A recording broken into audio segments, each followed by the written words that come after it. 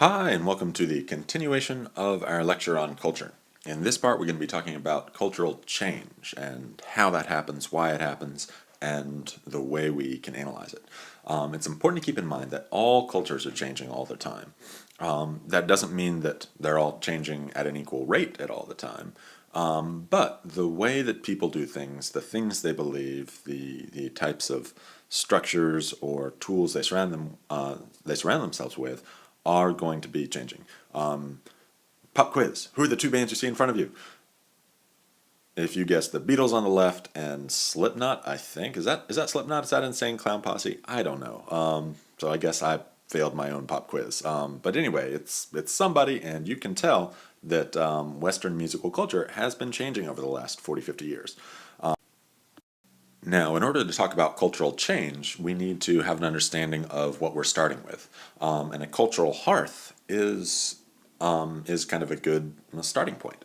When you talk about cultural hearths, you're thinking of early centers of civilization whose ideas and practices spread to surrounding areas.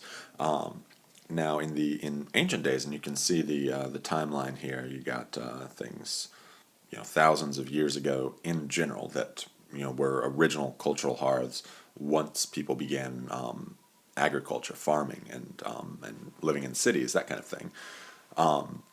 These earlier cultural hearths tended to be in places that had good access to important rivers, good access to temperate climates. So you can see not too far from the equator, but not necessarily smack on the equator, unless you were in, say, a mountainous area.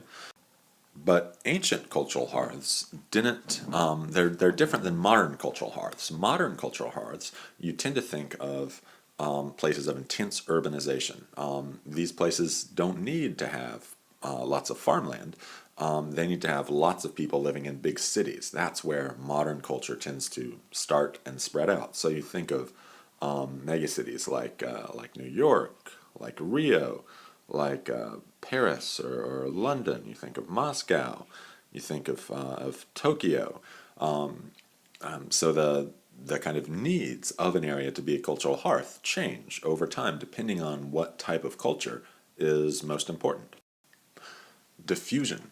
Diffusion is the process by which cultural elements spread or move from one group to another. So this kind of explains how cultures do change and spread. This map is an example of the diffusion of religious ideas and religious practices from some of the great world religions. So, for instance, starts with Hinduism in India, which diffused up into what's modern day Western China to Madagascar. You have Buddhism, which began in modern day China and spread throughout much of East and Southeast Asia. Islam, beginning in the Middle East, spreading throughout the Middle East down into South and Southeast Asia as well. Christianity, first diffusing, well, most permanently perhaps diffusing into Europe, from which European Europe became kind of like a mega cultural hearth for the rest of the world and a colonial power, an imperial power. So cultural habits were diffused from Europe very strongly throughout the rest of the world, as you can see by so much of the rest of the world being blue. Cultural convergence is kind of a result of diffusion of ideas and practices and other cultural attributes. Cultural convergence is the process by which two cultures become more like each other. And this can be due to a number of factors. It can be due to an expansion of travel. It can be due to an increase in trade. The kind of trade of either goods or of more intellectual or kind of cultural things like movies, books, etc. It can be due to the internet, and this is recently a result of globalization. You remember we talked in our last unit about say Americanization or Westernization, the way that cultures throughout the world were starting to take on the habits of American culture. And that would be a prime example of cultural convergence. But it's not like cultural change always mean that cultures are becoming, flattened out and more similar to each other. Sometimes there's divergence. That means moving away. So cultures moving apart from each other, becoming more different from each other.